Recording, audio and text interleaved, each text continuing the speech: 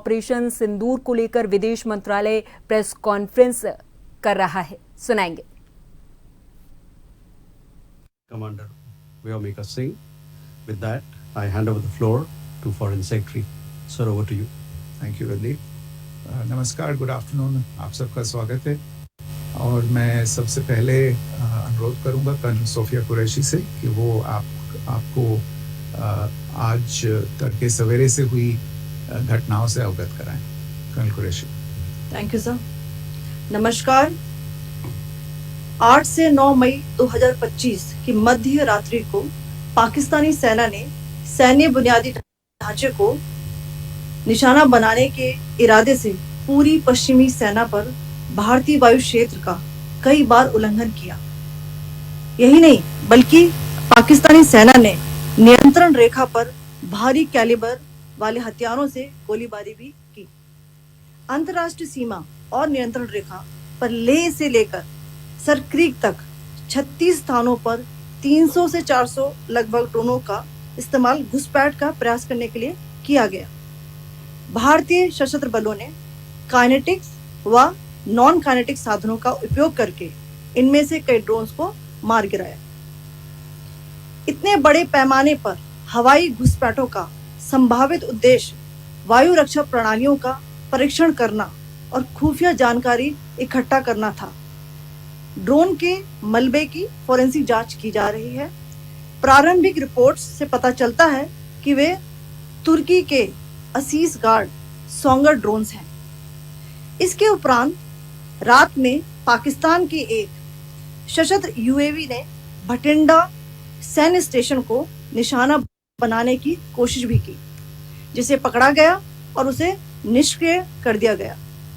पाकिस्तानी हमले के जवाब में पाकिस्तान में 4 हवाई रक्षा स्थलों पर सशस्त्र ड्रोन्स लॉन्च किए गए। इनमें से एक ड्रोन एडी रडार को नष्ट करने में सक्षम रहा। पाकिस्तान ने जम्मू कश्मीर के तंगधार, उरी, पुंछ, मेंढर, राजौरी, अखनूर और उधमपुर में भारी कैलिबर आर्टिलरी गन और सशस्त्र ड्रोन्स का उपयोग करके नियंत्रण रेखा के पार गोलीबारी भी की, जिसके परिणाम स्वरूप भारतीय सेना के कुछ जवान हताहत हुए और घायल हुए। भारतीय जवाबी कार्रवाई में पाकिस्तानी सेना को भी बड़ा नुकसान पहुंचाया गया। इसके अलावा पाकिस्तान का गैर जिम्मेदाराना व्यवहार फिर से सामने आया। 7 मई 2025 को रात 8:30 बजे एक असफल अकारण ड्रोन और मिसाइल हमला करने के बावजूद पाकिस्तान ने अपना नागरिक हवाई क्षेत्र बंद नहीं किया। पाकिस्तान अपने नागरिक विमानों को ढाल के रूप में इस्तेमाल कर रहा है, जबकि उसे अच्छी तरह से पता है कि भारत पर उसके हमले से हवाई रक्षा की तीव्र प्रतिक्रिया होगी। यह भारत और पाकिस्तान के बीच अंतर्राष्ट्रीय सीमा के पास उड़ान भरने वाले अंतर्राष्ट्रीय उड़ानों सहित नागरिक विमानों के लिए सुरक्षित नहीं है। यहाँ स्क्रीन शॉट में पंजाब सेक्टर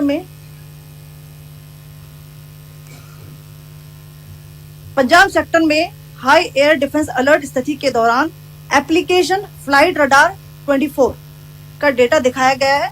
जैसा कि आप देख रहे हैं यहाँ पर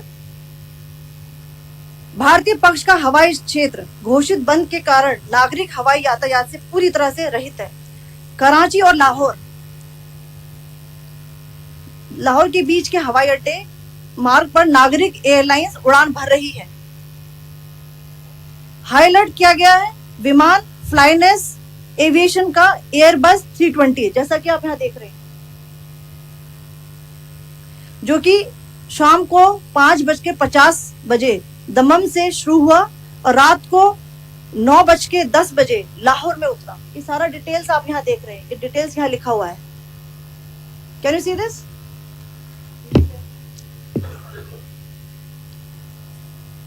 भारतीय वायुसेना ने अपनी प्रतिक्रिया में काफी संयम दिखाया और इस प्रकार अंतरराष्ट्रीय नागरिक विमान सेवा की सुरक्षा सुनिश्चित की।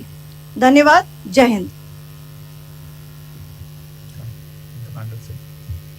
Sir, good afternoon to you all. On the intervening night of 8th-9th May 2025, Pakistan military carried out multiple violations of Indian airspace along the entire western border with an intent to target military infrastructure.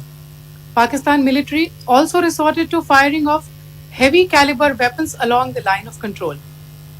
Along the international border and line of control, drone intrusions were attempted from Leh to Sir Creek at 36 locations with approximately 300 to 400 drones. Indian Armed Forces brought down a number of these drones using kinetic and non-kinetic means. The possible purpose of these large-scale aerial intrusions were to test the AD systems and gather intelligence. Forensic examination of the drone debris is being undertaken. Preliminary reports suggest them to be of Aziz Guard Songa drone of Turkey. Later in the night, an armed UAV of Pakistan attempted to target Bhatinda military station, which was detected and neutralized. In response to the Pakistani attack, armed drones were launched at 4 air defense sites in Pakistan. One of the drones was able to destroy an AD radar. Pakistan also carried out artillery shelling across the line of control using heavy caliber artillery guns and armed drones at Tangdhar, Uri, Poonch, Mendhar, Rajouri, Akhnur and Udhampur in Jammu and Kashmir area, which resulted in some losses and injuries to Indian Army personnel. Pakistan Army also suffered major losses in Indian retaliatory fire. Additionally, Pakistan's irresponsible behavior again came to fore. Pakistan did not close its civil airspace despite it launching a failed unprovoked drone and missile attack on 7th May at 8:30 hours in the evening. Pakistan is using civil airliners as a shield, knowing fully well that its attack on India would elicit a swift air defense response. This is not safe for the unsuspecting civil airliners, including the international flights which were flying near IB between India and Pakistan. The screenshot we just showed and we shall share with you, it shows the data of the application Flight Radar 24 during a high air defense alert situation in the Punjab sector.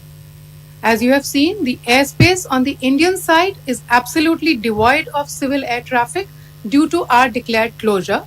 However, there are civil airlines flying the air route between Karachi and Lahore. Amongst the other civil aircraft that you can see, we have highlighted an aircraft which is Airbus 320 of Flynas Aviation, which was originated from Dammam at 1750 hours and landed later at Lahore at 2110 hours in the night. Indian Air Force demonstrated considerable restraint in its response, thus ensuring safety of international civil carrier.